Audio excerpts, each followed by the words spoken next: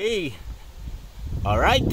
Welcome back po sa Coach Haji Vlog. Salamat sa mga nag-subscribe.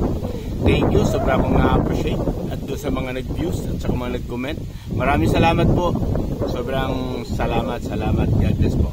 Sa mga hindi pa po nagsusubscribe po, subscribe na po kayo. Kung mabigat naman po yung subscription, kahit na like na lang or comment sa baba, share.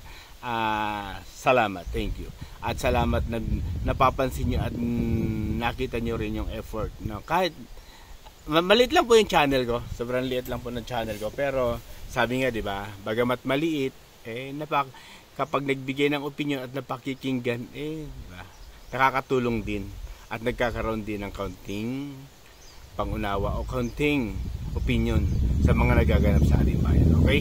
Simulan natin. Ang re-reaction na natin at opinion na natin mga kapatid, yung tungkol sa pag-amin ni Makagago regarding doon sa siya'y bayaran. Yan, bigyan natin opinion yan. Tapos pangalawa, yung regarding doon sa yung teacher na nag-trending regarding doon sa kanyang TikTok, diba? Sa kanyang estudyante. Bigyan natin kaunting pasada lang po.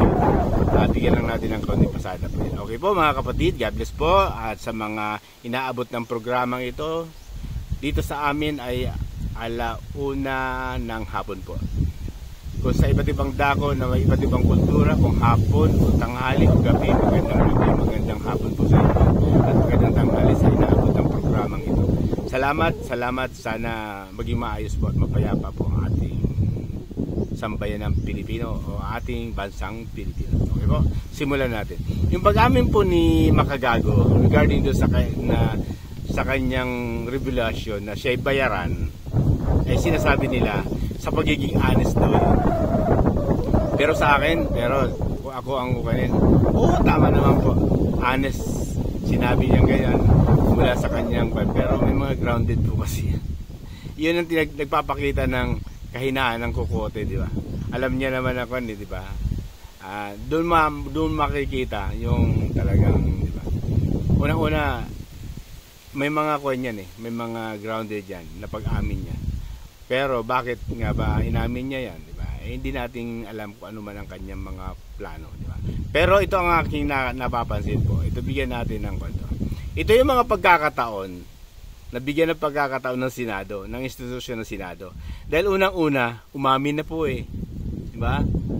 Hindi na po kayo mahirapan maghanap ng mga resource person o hindi na kayo mahirapan maghanap ng ebidensya. Base po sa kanyang ginawa, umamin na po siya. Yan, napakadali malaman kung sino yung handler nito o sino yung nagpapanding ng kanyang ginagawa at sino nagbabayad. Dahil kung kanyang sariling pera yan, sariling bulsa niya, walang problema yan. Pero walang isang individual na gagawa nito para gawin yon. Lalong higit doon sa mga advert o mga tinatawag na para mapabango yung isang tao o di kaya siraan yung isang tao. Ganyan Pero ang tanong, di ba? Sino ang nagbabayad nito? Di ba? Kung sa isang individual ginawa niya yon, parang hindi ako makapaniwala doon. Kaya nga sabi ko nga, di ba? Kung ito'y kaban ng bayan, ito yung karapat-dapat na binibigyan ng pansin ng mga investigasyon sa Senado. Dahil ito, hindi ka na mangangalap ng kung ano-ano pang ebidensya Hindi ka na mangangalap ng ano-ano pa mga bagay na para mapaamin Umamin na po siya, di ba?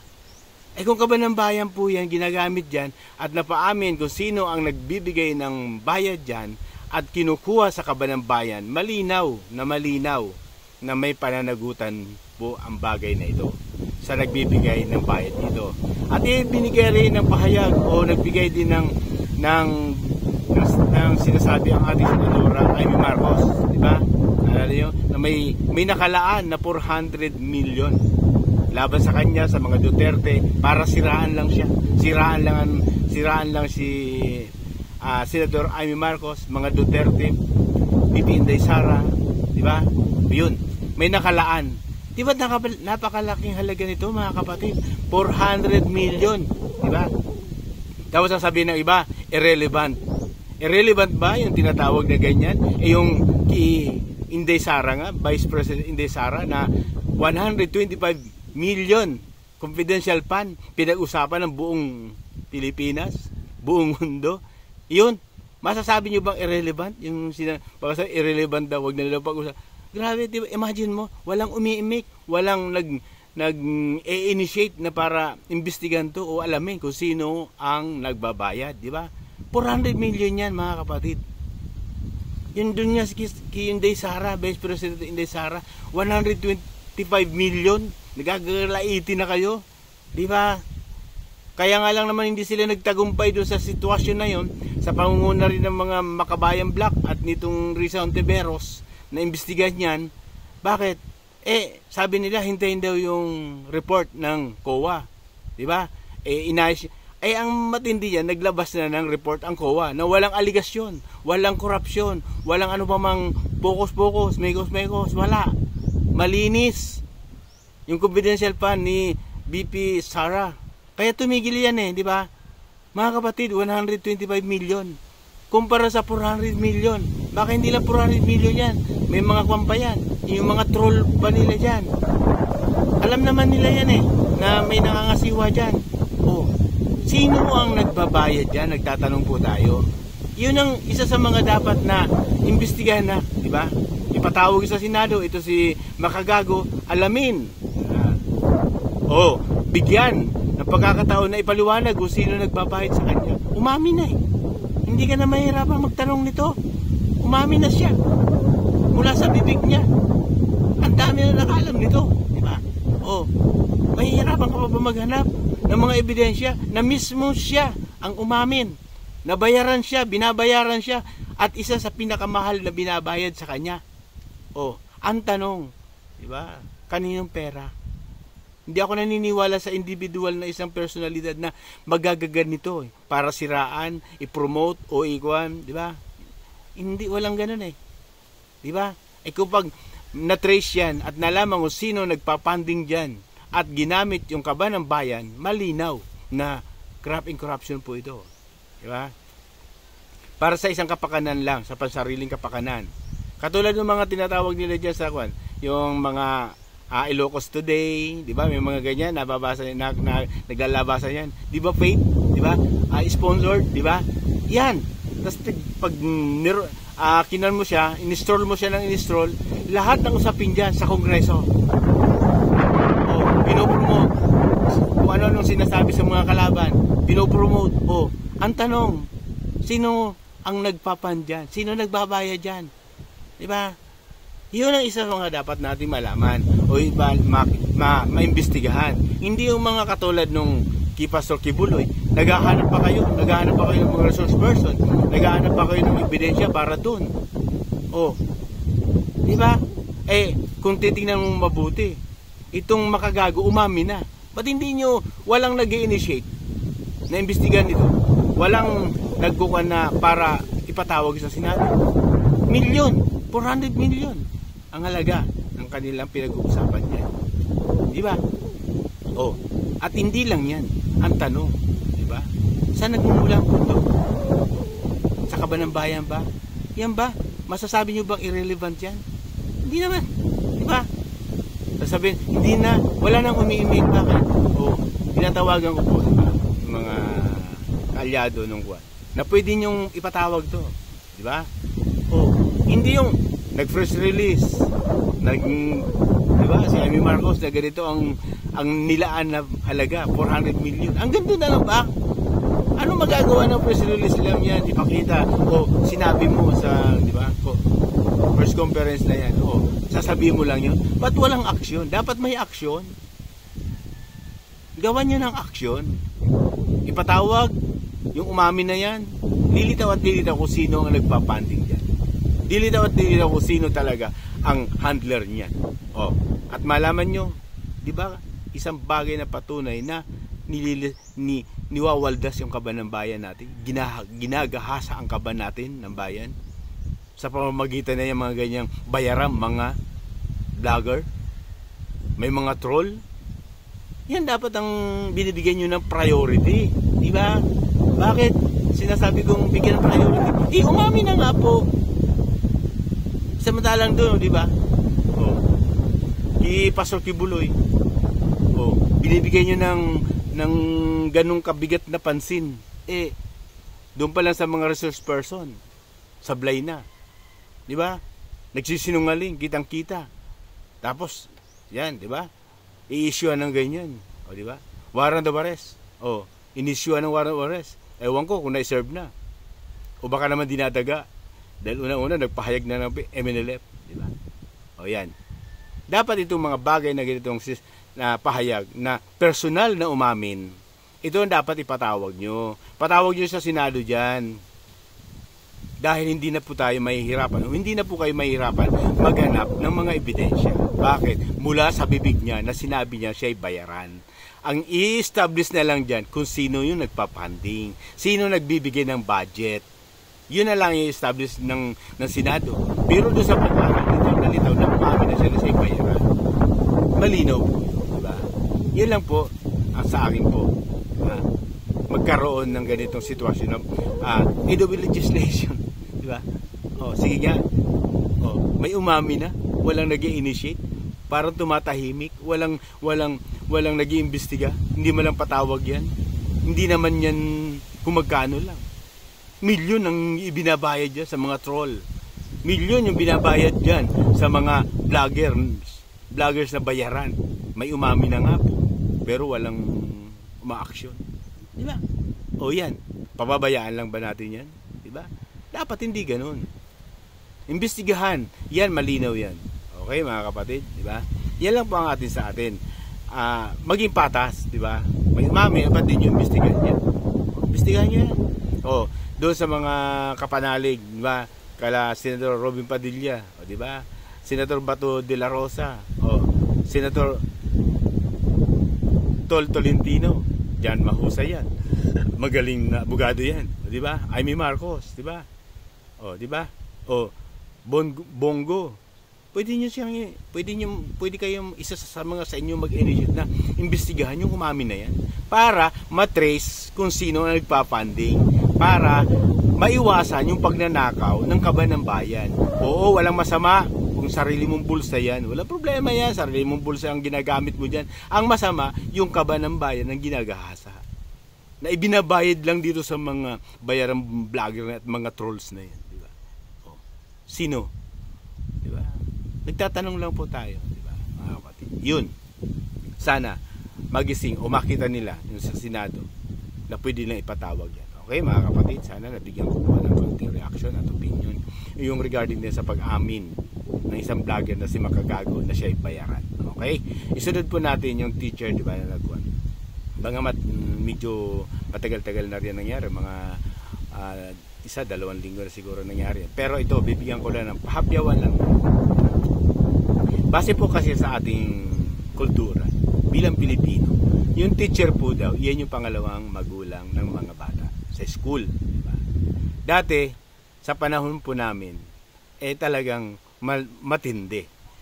Lumalatay talaga dito sa aming baba ng paa, sa kamay, talagang pinapalo, talagang pinararamdam nila. Pag uwi mo, latay talaga. Diba? Pero, nagre-reklamo ba yung mga magulang? Nagre-reklamo ba yung mga estudyante? Wala. Sino mas matino? Yung mga bata noon o ngayon? Diba? Ngayon, masabihan lang. Yan. Nagre-reklamo na. Sige, susumugay ka rin din. Yan sa principal, yan, patapag mo yan. May ginaganyan pala yung anak mo, may nagsusut-sut ka agad, diba? Kaya, diba? Kaya yung mga teacher na nalilimita yung pagdidisiplina sa mga bata. Ayan, nagiging suwail, nagiging matigas ang ulo, dala at dulot ng mga bagay na yan na kaunting na pagsabihin na i-report ka na napalo lang, i-report ka na sa superintendent o sa principal. Diba? Kami no, hindi. Latay-latay talaga dito. Lalo pag wala kang assignment, diba? Lalo hindi ka nakikipag-participate sa mga ginagawa sa school, diba? Wala kang ginawang homework. Latay ka dyan. Tayo ka sa harap ng blackboard. Ganyan yung naranasan namin noon. Pero tingnan nyo, matitino yung mga estudyante noon. Yun lang po ang gusto ko sanang i-ikon doon. Kasi yung mga teacher, iyan yung pangalawang magulang ng mga bata. Dapat hindi pinipigilan yung mga bagay na pag didisiplina sa mga bata. Alam naman natin kung alin yung pagmamalabis at saka hindi. Yung bagay na pagdisiplina para lang matuto yung bata, walang problema yon. Kaso ngayon, hindi na. Diba? Kapag lalo't nakuan mo yan, nasaktan mo yan, papasok na yung ipatulpo kita, parang gano'n, di ba? O, nauso yan, di ba? Ipatulpo kita. O, ipatawag kita kay tulpo. O, yan, tatakot na yung mga kuhan, di ba? Yan, nauso yan. Tapos, kuhan, yung sa tinatawag, sige, i-report kita sa DepEd o diyan sa mga superintendent, mga umahawak ng supervisor ng DepEd, o di ba? Kaya nagiging limitado yung disiplina ng mga teacher. Nagkakaroon ng tinatawag na pagpigil ng pagdisiplina, kaya matitigas ang ulo, di ba? Ngayon may bago na po ngayon. Meron po akong ibubunyag sa inyo. Di ba? Ipatutol po kita, di ba? Oh, ganyan. Pag ako sumbong kita kay tulpo, di ba? Ito may bago. Oh, pag sinaktan ka at inabuso ka, o ganyan, napagsalitaan ka, isumbong mo kay Risa Ontiveros. Yan yung bago ngayon. Isumbong mo kay Risa Ontiveros. Diba? Yan na yung bago. Diba? Oh. Diba? Oh, child abuse. Na ang kuan nangalap pa ng mga kuan. Tapos yung kanya mga resource person, mga supply. Ganun lang kasi. Diba? Tapos hindi pa nakaka-attend o hindi pa mayroon ng hatol. Yun malulupit eh. Oh.